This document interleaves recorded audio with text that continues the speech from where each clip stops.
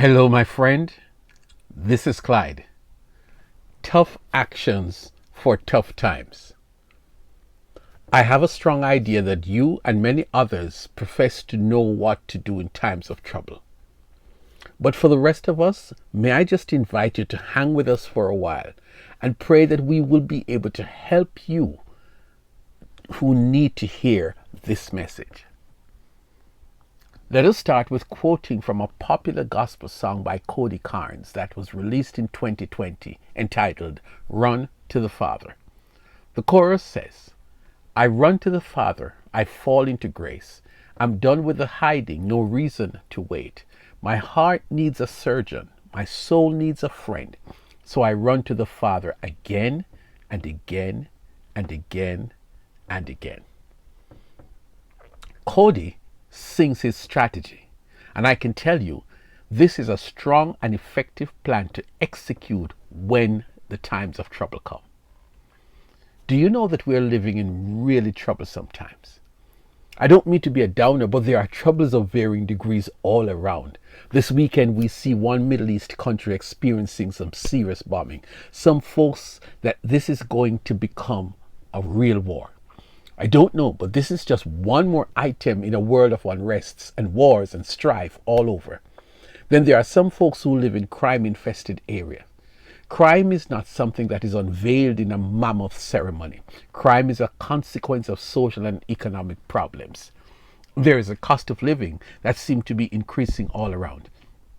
I believe there is an uncomfortable increase in chronic diseases. I find it funny that large amounts of money are thrown into cancer research, and while progress is being made on some front, there seems to be an emergence of new cancers and rapid increase on the occurrence of others. Then one wonders if air travel is getting less safe. But you get the point. Whether you are rich or poor, trouble seems to be targeting you from all angles as a child of God. So, what should we do? What do we do? Let us think about the God we serve. God is not an old grandfather sitting in heaven in his rocking chair, watching the world go up in flames, metaphorically speaking. God sees and knows everything that is bad in every corner of the earth. So what can he do? More importantly, he wants to see what you and many others of us will do. Jesus described a situation maybe much like what we are experiencing today. Here is a portion of it. Everyone who hears these words of mine and does them is like a wise man who built his house on rock. The rain fell, the flood came, and the winds beat against that house, but it did not collapse because its foundation had been laid on rock. Matthew 7 verses 24 and 25. Jesus as the rock for us to find refuge in when there is trouble should come as no surprise to us. You know this more than most people. Jesus said it. When a hurricane comes in your life, when uncertain times come in your life, when financial woes hit you, when your love life is in the tank, Jesus comes close to informing us that we can find that rock. While you're being battered and bruised by the seas of life, know that you are built on a solid rock, Christ Jesus. It gets more critical the more we talk about it. Truly, he is my rock and my salvation. He is my fortress, I will not be shaken. My salvation and my honor depend on God. He is my mighty rock, my refuge. Trust in him at all times, you people. Pour out your hearts to him, for God is our refuge. Psalm 62, verse 6, 7, and 8. Can I just pause for a moment? Because I have to confess that I have been talking to you from a place of being like a preacher. But the more I dive into this issue is the more I am experiencing a personal conviction. I'm currently dealing with a huge challenge in my life, and some days it seems daunting, and on other occasions, I think I'm winning the battle. I'm not going to dump on you, but something is unfolding in my spirit. Do I really believe what I am saying, do you believe what you're hearing? Let me say this categorically. This is no joke. This is not an inspirational word. This is tough talk for tough times. And I need to stop and take it in myself. You need to stop and take it in. Many of us as Christians, we take things for granted based on our past experiences with Jesus. But I tell you, fresh storms come our way. New rounds of challenges and hardships come our way, and we ought not to take them lightly.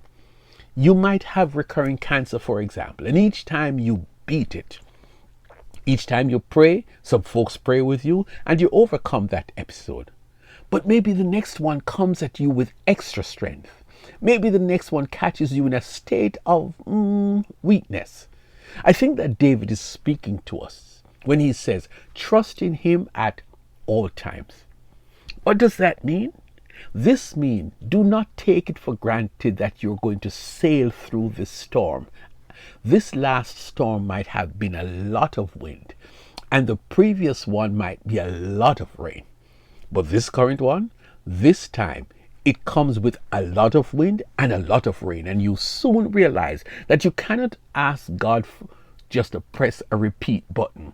You and I have to find it deep down in ourselves, a new faith, a new hope, a new dependence, a new time to cry out to God, who is your rock and your salvation.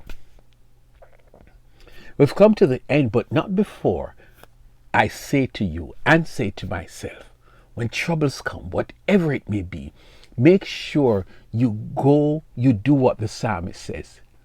He will call out to me, you are my Father, my God, the rock of my salvation. Psalm 86 and verse 26. My friend, in this season of trouble, it could be seen as us passing through a spiritual hurricane season. One hurricane passed and it was not so bad. The second one comes and causes some damage, but the third storm might seem similar to the previous two until the weather reporter says that this one is a monster storm. When your monster storm comes, do the wise thing. Cry out to the rock that is higher than I. Psalm 61 verses 1 to 4. Tough times don't last always, but when they come, you must know where to go, the rock. What to do, cry out to God.